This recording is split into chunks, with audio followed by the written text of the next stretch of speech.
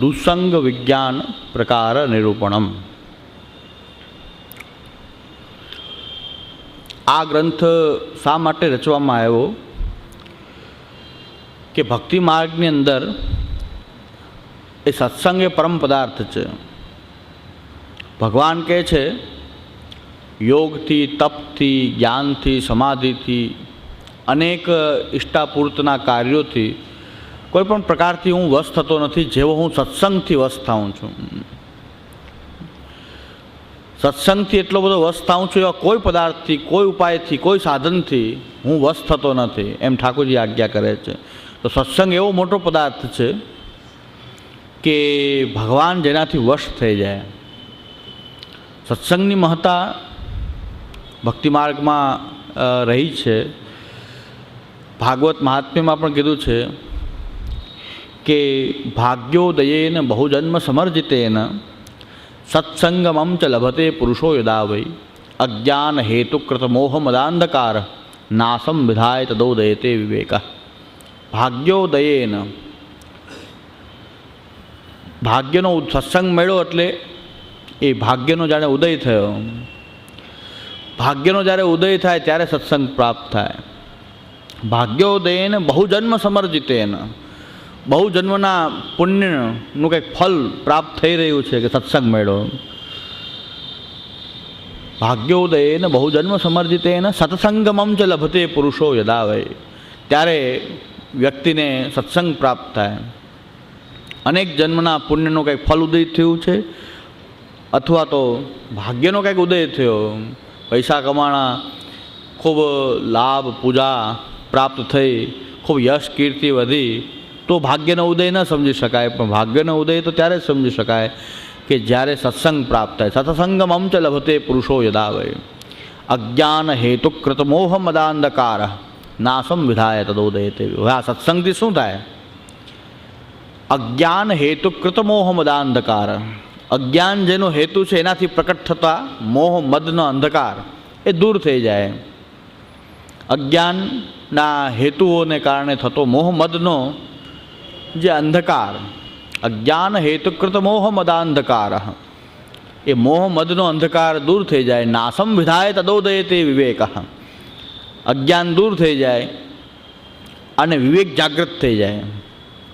વિવેકનો અર્થ શ્રી આચાર્યચરણ કહે છે કે વિવેકસ્તુ હરિ સર્વમ નિજેચ્છાત કરિષ્યત. એવો વિવેક એ જાગૃત થઈ જાય ત્યારે સત્સંગ પ્રાપ્ત થયો, સર્વ પ્રાપ્ત થયો. વાર્તા પ્રસંગની અંદર કુમનદાસજીની સાથે ઠાકુરજી ખેલે છે. શ્રીનાથજી સાક્ષાત, અને કુમનદાસજીને ખૂબ સખ્ય ભક્તિનું દાન કર્યું. આપ એમની સાથે ખેલે, ખૂબ એમના વિના ઠાકુરજી પણ રહી શકે નહીં એવી કુમનદાસજીની અવસ્થા છે. પણ એક વખત શ્રીનાથજી ગોવર્ધન ધરણે કુમનદાસજીની ગોદમાં બિરાજીને કીધું કે કંઈક માંગવાનું કીધું કે કંઈક માંગો. ત્યારે કુમનદાસજી શું માંગ્યું છે? ઠાકુરજી પ્રકટ થઈને આજ્ઞા કરે કંઈક માંગ. તો કુમનદાસજીએ માંગ્યું સત્સંગ. ત્યારે ઠાકુરજી ગોવર્ધન ધરણ શ્રીનાથજી શું આજ્ઞા કરે છે કે સત્સંગનું કુમના સત્સંગ કો ફલ તો મેં હું. કુમનદાસજીને આપ કહે છે કુમના સત્સંગ કો ફલ તો મેં હું. તો ભાઈ હવે તારે સત્સંગ સાધનને શું કામ જોઈએ? સત્સંગનું ફલ મળી ગયું, પછી સાધન તારે શું જોઈએ છે? તો કુમનદાસજી આવી અવસ્થામાં પણ સત્સંગ માંગે છે અને શ્રીનાથજીભાઈ ચેક કરે છે કે સત્સંગ શું સાધનરૂપ છે કે સત્સંગ પોતે જ ફલરૂપ છે? કે સત્સંગનું ફલ તો હું છું, પછી તારે સત્સંગની શું જરૂર છે? પણ સત્સંગ એટલા માટે આવશ્યક છે કે ભાવ હોય, પોષકા ભાવે તો શૈથિલ્યમ, પોષણ ન હોય તો ભાવ શિથિલ થતા વાર ન લાગે. ભગવાન બિરાજે છે, ખેલે છે, બધું જ છે, પણ સત્સંગ વિના એ ભાવ પ્રકટ થતો નથી, હોય તો ટકતો નથી. તો ભાવના પોષણ માટે સત્સંગ આવશ્યક છે. સત્સંગ વિના કોઈ કહેતું હોય કે સેવા કરતા રહીએ, પણ આપણે જો મહાપ્રભુજીના ગ્રંથોથી, સત્સંગથી જો આપણે વિમુખ છીએ તો સેવા કરવામાં ક્યારે સેવા ક્રિયારૂપ થઈ જાય ખબર ન પડે. ભગવાન મહાત્મ્ય જ્ઞાન વગર ભાગવત સેવા ક્યારેક ક્રિયારૂપ થઈ જાય ખબર નહીં પડે. પહેલાં કદાચ શરૂઆતમાં ભાવ હોય, પણ ધીરે ધીરે સેવા કરતાં કરતાં ફાવટ એવી આવી જાય કે પછી રોજનું એવું કામ હોય એમ ફટાફટ ઠાકોરજી સવાર મંગલામાં એ જગાવતી વખતે આ રીતે વસ્ત્ર ખેંચીને તરત આમ લઈ સિંહાસન પધરાવી મંગલભોગ ધરી 10 મિનિટ થાય સરાવીને પધરાવીને જલ આમ કરીને સ્નાન કરીને પહોંચીને શિંગાર કરીને સીધા રાજભોગ. તો એ ફાવટ આવી જાય. એ કરતાં પ્રેક્ટિસ કરતાં ક્રિયામાં આવી ફાવટ આવી જાય. ભોગ ધરે, રાજભોગ ધર્યા, સરાવ્યા અને ઠાકોરજીને પાછા મંદિરમાં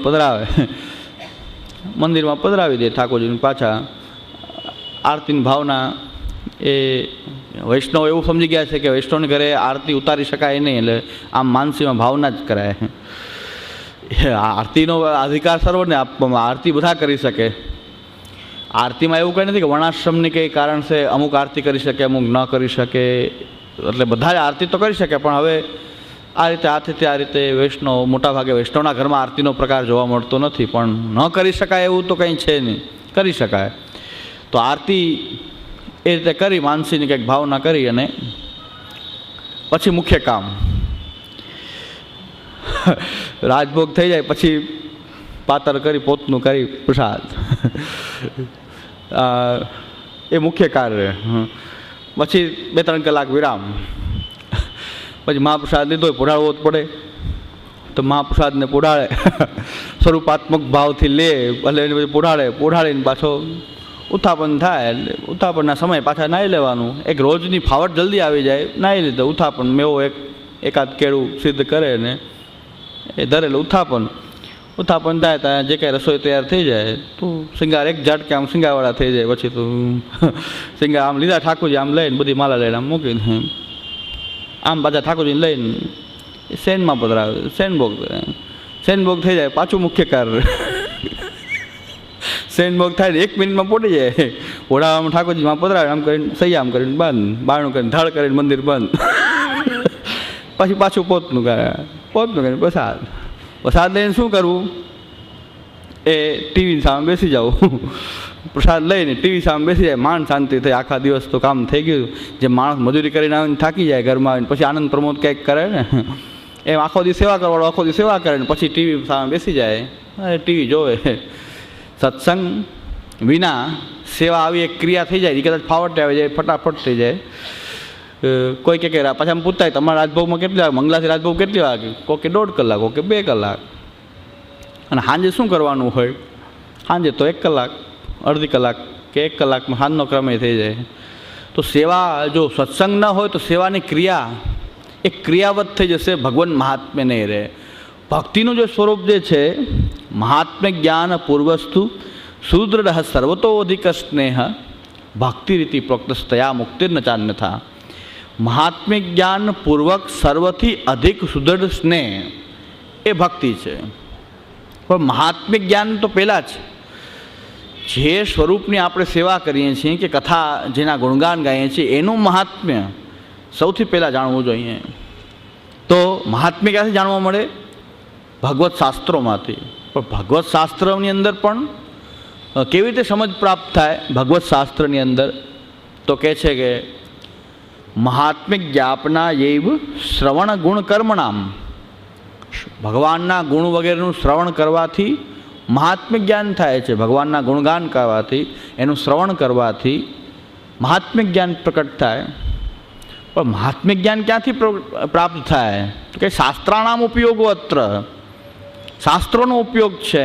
ભાગવત, ગીતા આદિ શાસ્ત્રોનું અધ્યયન કરે, મહાપ્રભુ વલ્લભાચાર્યના ગ્રંથો વગેરેનું અધ્યયન કરે. પણ એ ગ્રંથો કોણ ભણાવે? તો કે તત્રાકાંક્ષા ગુરોર ભવે. ગુરુની જરૂરિયાત શું છે ભક્તિ માર્ગમાં?